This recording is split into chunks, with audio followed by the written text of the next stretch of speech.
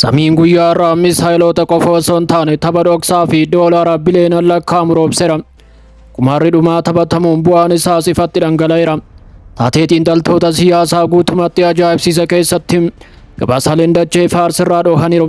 Pirezidaantiin Ameerikaa Doonaald Tiraamp qabeenya Iraan qabamee ture keessaa doolaara biliyoona 24 sansalata dhoksaa ta'een hiikuuf walii galaniiru.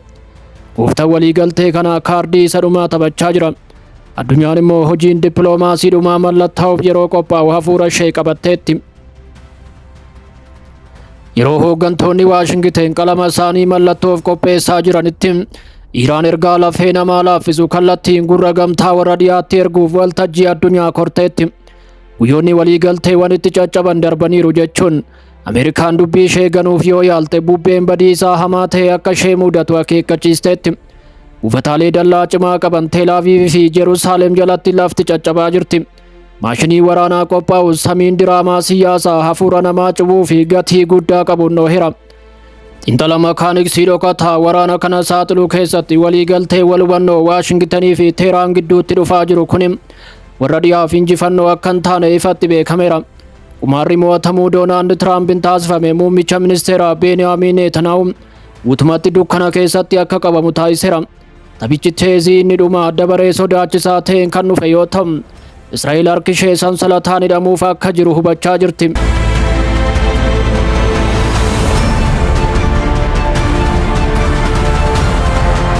Qilleensi magaalaa Deensfuul urgaa seenaa fi daraaraa yaadannootiif furdateera. Gorsaa olaanaan hoogganaa olaanaa Iraan Mooseen Riizaahiin namoota baay'ee fuulduratti tarkaanfachuun golga daldala dhoksaa Waashingten irratti mul'ate duubatti harkisaniiru. Riizaahiin maallaqa kana beeksisuu qofa osoo hin taane arraba isaa sabboonummaa Iraan ol ka'aa jiruun guutuun quba isaanii kallattiin Atilaantikii qaxxaamursuun agarsiisaniiru. Addunyaan dhugaa jiru yaa argitu jechuun diddaan keenya cimaa fi ofirraa ittisuun keenya kan irraafamne ejjennoo Iraan guutuu addunyaatti guddiseera jechuun ibseera.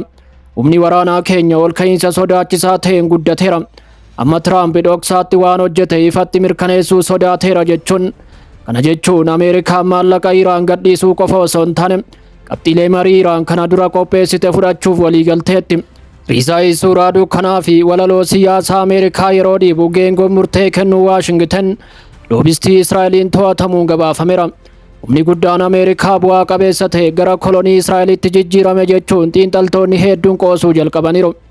Yaa ta'u malee dubbiin abiddaa sana bira darbuun nagaa waliigalaa fi hunda galeessaa argachuuf pilaanii bareedaa fi dadhabaa sana wal madaalchisuu eegaleera. Ministeerri dhimma alaa Iraan hubannoon dhoksaa kun waa'ee doolaara biliyoona 24 akka hin taane mirkaneessuun yaadannoo waliigaltee seena qabeessa ta'ee fi abidda waraanaa fuula hundarratti dhaamsu akka ta'e ibseera. Kunis waraana daangaa Iraan irraa kaasee haga Libaanoositti babal'atu sirnaan dhaabuu akka hammatu mirkaneesseera.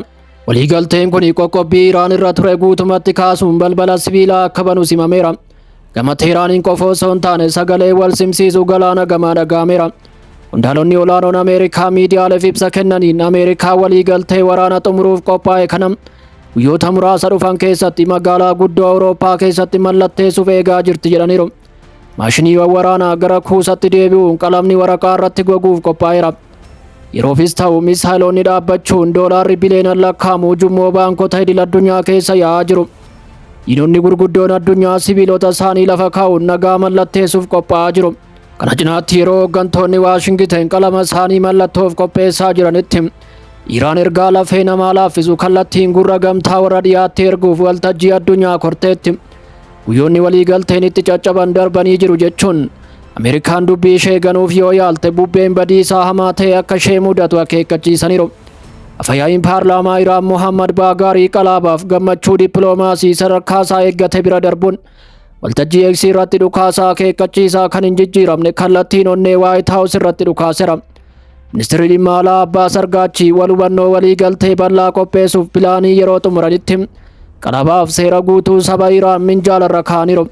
Waashingten sagalee guddaa fi ifa ta'e kana yaada geessu jechuun waa dhangalame waadaa eegame ta'uu qaba jedheera. Ameerikaaf waliigaltee dhiyoo jiru fudhachuu malee filannoon biraa hin jirus jedheera. Waashingten seera keenya durii waan facaafte haammatta jedhu sirriitti yaadachuu qabdi jechuunis hubachiiseera. Labsiin hooggantichaa kun ofirraa ittisuu fi kan hin jijjiiramne yoo ta'u ergaan isaas ifa ta'uun Ameerikaa sanyii nagaa yoo facaafte tumsa argatti.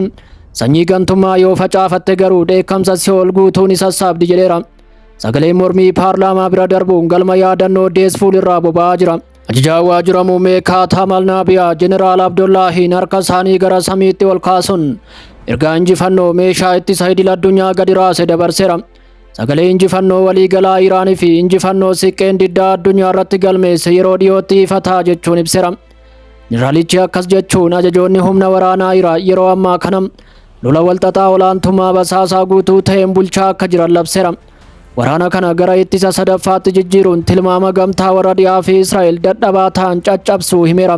Gama biraan gabaasni waliigaltee nagaa kana guutumatti gubuu danda'u dhagahamuun samiin badhaasa boombii atoomikaa argachuu fiigicha haaraa sodaachisaa ta'een qotamaa jira. Iccitii dhokataan humna guddaa Ameerikaa reefuu addunyaa guutuuf saaxilameera. Gabaasa karaa dhaabbilee basaasaa addunyaa dambalii rifaa isaa erge keessatti karoorri dhoksaa peentaagoon bal'inaan afuufameera. CBS News akka ibsetti yeroo dippiloomaatonni waa'ee dhukaasa dhaabuu tuttuqan illee waraanni Ameerikaa dachee abbaa biyyummaa Iraan keessa seenuun kuufama yuuraaneemii ishee baay'ee badhaadhina qabu hunda to'achuuf hojii waraanaa ija jabinaan qooda guddaa qabu xumuraa jiraachuun dhaga'ameera. Kuni dippiloomaasii sadarkaa eeggate osoo hin taane balaqqeessa deebii ariifataa kennuufi iccitii sadarkaa olaanaa galma peentaagoon keessatti karoorfameedha.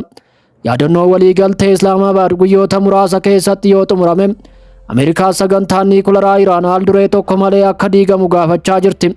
Peentaagoon tumsa sodaachisaa humnoota addaa komaandoo yeroo muraasa keessatti socho'uuf qophaa'an hiriirsiteetti. Loltoonni dhoksaa kunneen dhaabbata niikularaa fi ministeera anniisaa Ameerikaa irraa dhiibbaa guddaa jalatti meeshaa atoomikaa qabachuuf leenjuun himameera.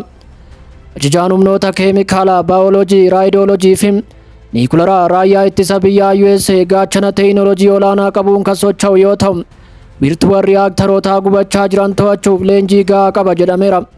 Humni waraanaa Ameerikaa karoorri kun herreega sirrii fi balaa Iraan irraa dhufu kan dandamatu ta'uu ibseera. Loltuun Ameerikaa biyyee Iraan seenuuf meeshaa niikularaa badhaadhina qabu balleessuuf yeroo qophaa'utti koreen eegdota warraaqsaa gamasaan loltoota Ameerikaa hundaaf iddoo awwaalchaa qopheessuu ifatti beeksiseera. Tiraamp Waashingten keessatti gaazexeessitoota dura tarkaanfachuun sagalee isaanii amantaa guutuudhaan dhangalaasaniiru. Waliigalteen Iraan waliin godhamu kun waliigaltee yeroo dheeraa osoo hin taane waraana gara jabeessa kana xumuruuf qofa akka ta'e mirkaneessaniiru. White House nagaan Teeraaniif dhufaa jiru kun akka heexutti hadhaawa jechuun ibseera. Waliigalteen amma minjaala irra jiru kun sagantaa niikularaa Iraan guutumaa guututti haqa jechuun Ameerikaan meeshaa niikularaa badhaadhina guddaa qabu kana Iraan keessaa fudhachuuf jirtis jedhaniiru. Iraan irra deddeebiin dhimmi niikularaa walii wal qabatu minjaala irraa akka hin jirre irra deebiin mirkaneessiteetti. Tiraamp kanaan dura NBC'tti akka dhaadatetti teekinooloojiin hawaa Ameerikaa yuuraaneemii paawundii hunda iddoowwan xiyyeeffannoo argatan jalatti qabaman dammaqinaan hordofaa jiru jedheera. Injiinaroota Iraan gara dhaabbilee niikularaa socho'an kamiyyuu hawaarraa kallattiin arguu dandeenyas jedheera. White House waliigaltee nagaa kana akka araaramaatti osoo hin taane akka harka kennachiisutti ilaaltis jechuun ibseera. Yaa ta'u malee seenaan lafarra jiru faallaa ta'uun Ameerikaa fi Tiraamp qabxiilee marii Iraan qopheessite fudhachuuf harka kennataniiru. Ministeerri dhimma alaa Iraan Abbaas Argaachii olola Waashingten keessatti daandii cufuun ajandaan Islaamabaad marsaa tokkoffaan lola kana xumuruu akka ta'e ibsuun egeree qabatamaan kuufama yuuraaneemii Iraan gara marii marsaa jabeessa ta'ee fi guyyoota 60 marsaa lammaffaatti akka dhiibame mirkaneessaniiru. Ejjennoon Teheraan sibiila jabaa keessatti kan darbatame ta'uus ibsaniiru. Koreen eegdota warraaqsaa loltoonni Ameerikaa salphaatti gara dhaabbilee niikularaa Iraan seenuuf yoo abjootan kuni abjuu hiika hin qabne ta'uu himeera. Eegdonni warraaqsaa daangaa ilaalaa jiraachuu ibsuun qubni isaanii ammallee qaata irratti akka maxxane addunyaa yaadachiisaniiru. Waliigalteen nagaa kun fageenya irraa mallatteeffamuuf guyyoonni muraasni yeroo hafanitti humni addaa Ameerikaa garuu reefu meeshaalee isaa guuttachuun gara dhaabbilee niikularaa Iraan seenuuf qophaa'eera. Koreen eegdota warraaqsaa loltoota Ameerikaa dachee Iraan seenuuf qophaa'an hundaaf saanduqa reeffaa qopheessuu himeera. Yeroo waliigalteen nagaa dhiyaachaa jiru kanattillee daangaan baarudaa fi dhiigaan barreeffamuu itti fufeera. Alkanedaa dhukaasa hamaa lafa raaseen iccitii guutuu waraana kana addunyaaf of saaxileera. Namoonni siyaasaa waraanni kun xumuramaa jira jedhanii yeroo ibsanitti dirree waraanaa qarqara galaana kibba Iraan irraa sagalee gurra namaa duuchuun nooheera. Samiin daandii boba'aa addunyaa irratti argamu bakka awwaalchaa ta'eera. Qubni loltoota ammallee qaatarraa akka jiru mirkanaa'eera. Magaalaan buufata doonii Siriik hirriba keessa jirtuu fi qarqarri galaanaa odola Qeeshim dhoo'insa fooddaa manneen jireenyaa raaseen dammaqaniiru. Televiziyooniin mootummaa Iraan riippoortaroota isaa walitti makuun callisni halkan walakkaa akka cabe ifoomseera. Koreen eegdota warraaqsaa gamasaan dooniiwwan hayyaman qabneef karra Strait of Hormuz qaxxaamuruuf yaalan irratti dhukaasuu mirkaneesseera.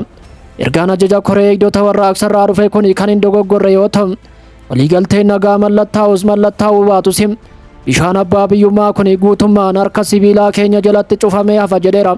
Ajajni giddu galeessaa Ameerikaa CENTCOM labsii halkan walakkaa pireesii addunyaaf baaseera.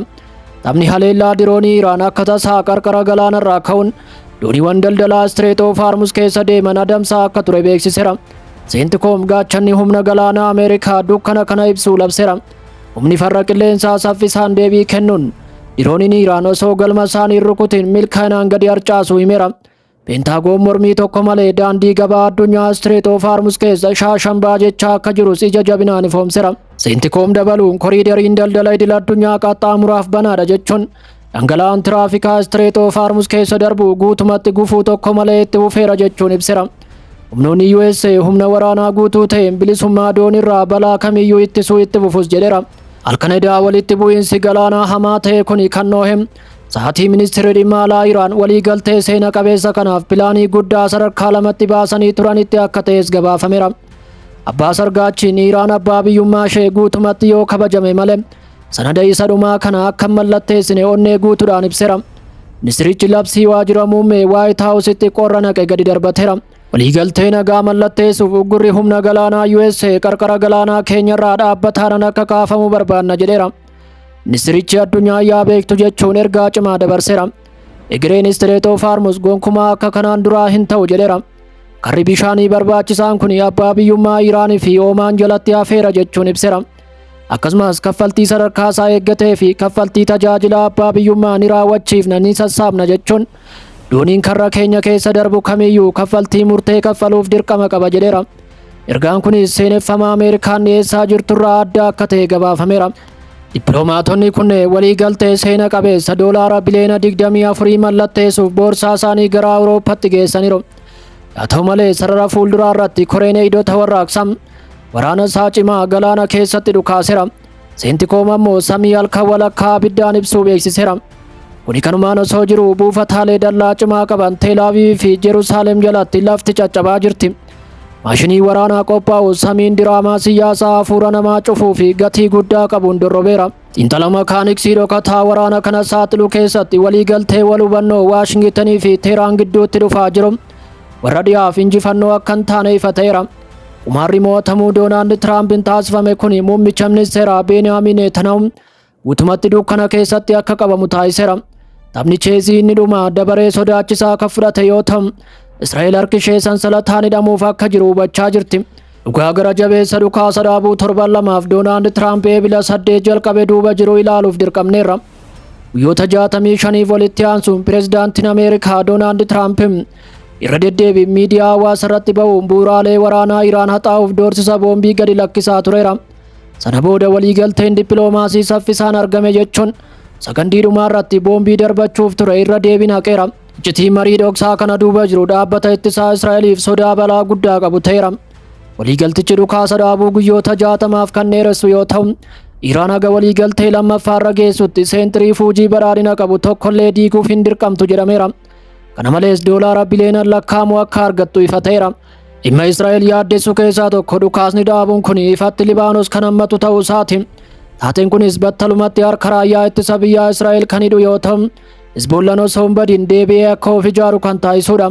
Tiraamp kaayyoo waraanaa jalqabaa guutumatti dhiisuun dhimma niikularaa qofa irratti xiyyeeffachuu filataniiru. Tiraamp dhimma kanarratti haasawaa guyyaa irraa taasisaniin dubbii ajaa'ibaa dubbataniiru. Dhugaa dubbachuuf misaayiloonni Iraan baay'ee hamoodha jechuun nuti garuu akka isaan meeshaa niikularaa qabachuu hin dandeenye mirkaneessuu qofa barbaanna jedheera. Kana cinaatti rifaatuun mootummaa Israa'el keessa jiru dabaleera. Beniyaamin Netanyaahuu nama siyaasaa ogummaa guddaa qabu ta'us yeroo ammaa biyya keessatti qormaanni filannoo guddaa mudateera. Gaafii ji'oopolitikaa kanaaf deebii argachuuf rakkachaa akka jirus gabaafameera. Jalqaba irratti Netanyaahuu balaa kanarratti fuula jajjaboo mul'isuuf yaaleera. Ibsa abdii guddaa qabu gadhiisuun Tiraamp dhuma irratti bu'uuraalee misoomaa Iraan barbadeessuuf waadaa galaniif galateeffateera. Haa ta'u malee dhugaan kun dukkana yeroo seenu rifaatuu guddaan mudateera. Netanyaahuu guyyaa irraa fakkeessuu hunda dhiisuun gadi ba'eera. Dhimma misaayilaa fi bakka bu'oota Iraan guutumatti dhiisuun abdii kutannaa guddaan xiyyeeffannoo isaa sarara diimaa tokko irratti dhiphiseera.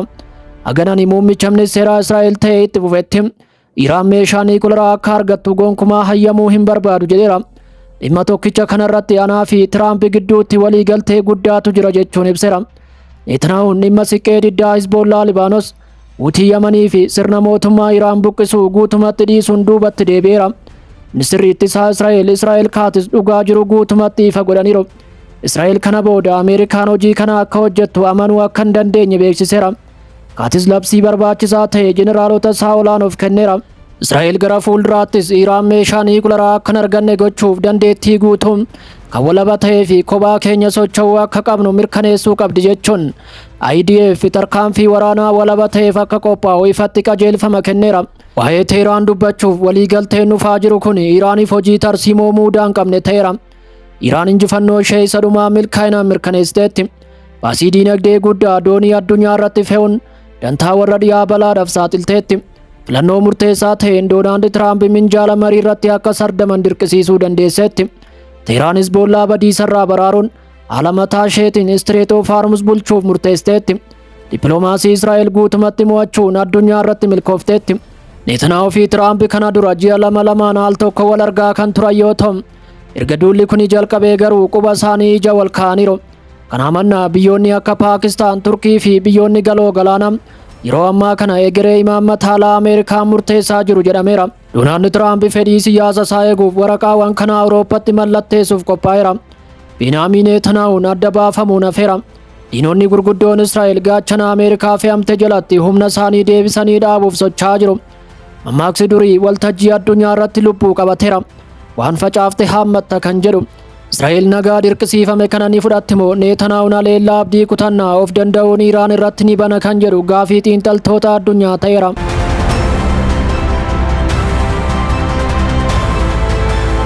Egaa kabajamtoota hordoftoota miidiyaa JSS Afaan Oromoo odeeffannoo waqtaa'oo sa'aatii kanaaf qabanne kanuma. Odeeffannoo kanneen biroo waqtaa'oo ta'an qabannee aga dhufnutti bakka jirtan hundatti hamtuun isin hin argin jenne asumaan nagaadhaan.